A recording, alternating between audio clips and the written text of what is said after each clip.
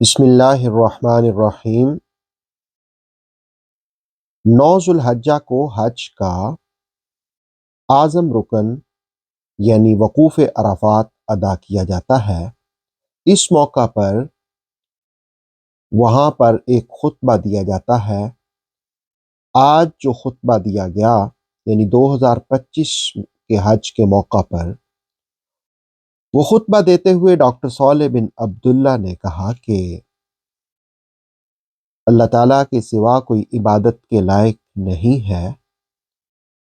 اس کی شہادت دینا، گواہی دینا، یہ ہمارا حق ہے کہ ہم اس بات کی گواہی دیں کہ اللہ کے سوا کوئی شریک نہیں، اور تقوی اختیار کرنا چاہیے۔ اللہ کے مقابلے میں کسی کو بھی رب نہیں ماننا چاہیے۔ تمام عاجزی اور انکساری اللہ ہی کے لیے کرنی چاہیے۔ اللہ تعالیٰ فضل کرنے والا ہے، اور ہم گواہی دیتے ہیں کہ محمد صلی اللہ علیہ وسلم اللہ کے رسول اور نبی ہیں، اور ہم تصدیق کرتے ہیں اللہ رب العالمین نے نبی صلی اللہ علیہ وسلم کو بھیجا ہے۔ آپ لوگوں کے ایمان پر بہت حریص ہیں۔ رسول کریم علیہ الصلوۃ والسلام اللہ کے حکم سے ہمیں خبیث اور گندی چیزوں سے منع کرتے ہیں، طیب کو حلال قرار دیتے ہیں، اور ہمیں یہ تعلیم دی گئی ہے کہ اپنے معاملات کو اللہ اور اس کے رسول کی طرف لوٹائیں، اللہ کی اطاعت کریں، آپس میں اختلاف کو ختم کریں۔ انہوں نے خطبہ دیتے ہوئے کہا کہ تقوی اختیار کرنا ایمان والوں کی شان ہے، اور دنیا آخرت کی بھلائی اسی میں ہے، اور ہمیں حیا کو بھی اختیار کرنا چاہیے۔ حیا ایمان کی شاخ ہے۔ والدین کے ساتھ صلہ رحمی کرنی چاہیے، اور گناہوں پر کثرت کے ساتھ توبہ اور استغفار کرنی چاہیے۔ جنت کی طلب ہونی چاہیے اور جہنم سے پناہ مانگنی چاہیے۔ انہوں نے کہا کہ عبادت اس انداز سے کی جائے کہ رسول کریم علیہ الصلوۃ والسلام کی حدیث ہے کہ تم اس طرح عبادت کرو کہ اللہ تمہیں دیکھ رہا ہے۔ تم اللہ کو دیکھ رہے ہو، اگر یہ ممکن نہ ہو تو کم از کم یہ کہ اللہ تمہیں دیکھ رہا ہے۔ انہوں نے نصیحت کرتے ہوئے کہا کہ شیطان تمہارا کھلا دشمن ہے، اس سے دور رہو۔ وہ برائی کی طرف راغب کرتا ہے اور نیکی سے روکتا ہے، جبکہ اللہ تعالیٰ نیکی کا حکم دیتا ہے اور برائی سے روکتا ہے۔ نیکیاں انسان کی برائیوں کو مٹا دیتی ہیں۔